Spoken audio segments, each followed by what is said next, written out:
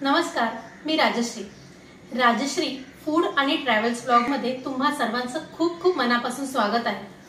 आज मी तुम्हाला एक स्वीट डिश दाखवणार आहे आणि त्याचं नाव आहे पायनॅपलचा शिरा।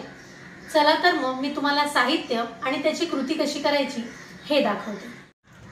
पायनॅपलच्या शिऱ्यासाठी लागणारे साहित्य आहे 1 वाटी रवा, पाऊण वाटी साखर, पाऊण वाटी पायनॅपलचा पल्प, पाव चमचा वेलची पूड, 3 चमचे तूप, हे आहेत बदामाचे काप, काजूचे तुकडे आणि हे अननसाचे तुकडे। हे आहे पाणी जे मी गरम करून पायनॅपलच्या शिऱ्यामध्ये वापरणार आहे, ते आहे 2 वाटी। गॅसवरती इथे आपण कढई ठेवली आहे आणि एका बाजूला शिऱ्यासाठी लागणारं पाणीही गरम करायला ठेवलेलं आहे। सर्वप्रथम आपण घेणार आहोत तूप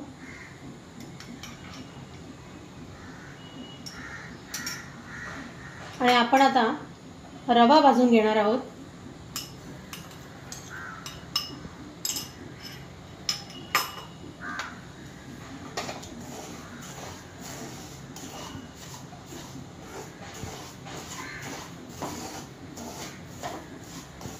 रवा हा व्यवस्थित आपण भाजून घ्यायचा आहे।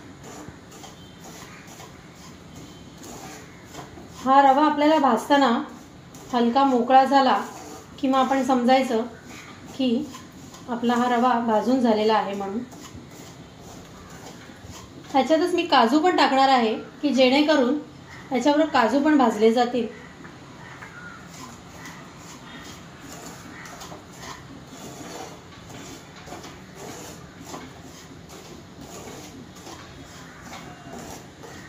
एका बाजूला आपलं पाणी गरम होत आहे। 8 मिनिटं झालेली आहेत। आपला रवा आता बघा, तुम्ही बघताय व्यवस्थित असा भाजून झालेला आहे रवा। आता आपला इथे पाणी गरम झालेलं आहे। तर आता आपण याच्यामध्ये पायनॅपलचे जे तुकडे आपण घेतलेले आहेत ते आपण याच्यात टाकतोय आणि जो पायनॅपलचा पल्प आहे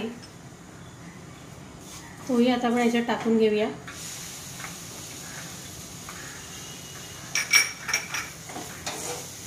आणि व्यवस्थित हे सगळं ढवळून घेऊया जेणेकरून पल्प आणि पायनॅपलचे तुकडे सगळे मिक्स होतील। आणि आता याच्यामध्ये आपण टाकणार आहोत वेलची पावडर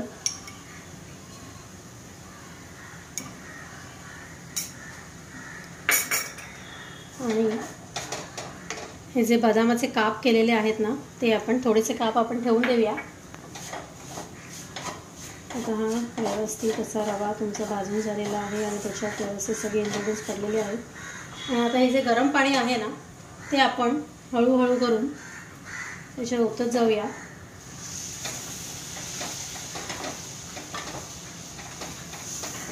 आणि हे व्यवस्थित आपण हे हलवून घेऊया की जेणेकरून त्याच्यात आपल्या गुठळ्या होणार नाहीत।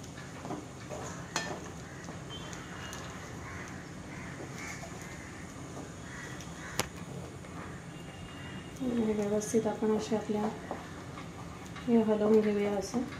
आणि थोडा वेळ आता याच्यावरती आपण झाकण घालून एक 2 ते 3 मिनिटं ह्याला झाकण घालून ठेवून देऊया। आता आपली 2-3 मिनिटं झालेली आहेत। तर आता हा पुन्हा एकदा आपण हा ढवळून घेऊया व्यवस्थित आणि याच्यात घालूया आपण आता साखर। आणि ही जी साखर आहे ती सुद्धा व्यवस्थित याच्यात मिक्स करून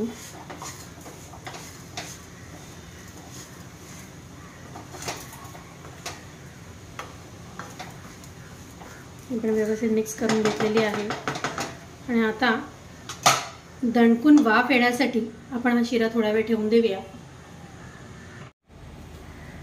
2-3 मिनिटं झालेली आहेत आणि साखरही व्यवस्थित एकजीव झालेली आहे। चला तर मग हा आपल्या पायनॅपलचा शिरा प्लेटिंग करायला घेऊया।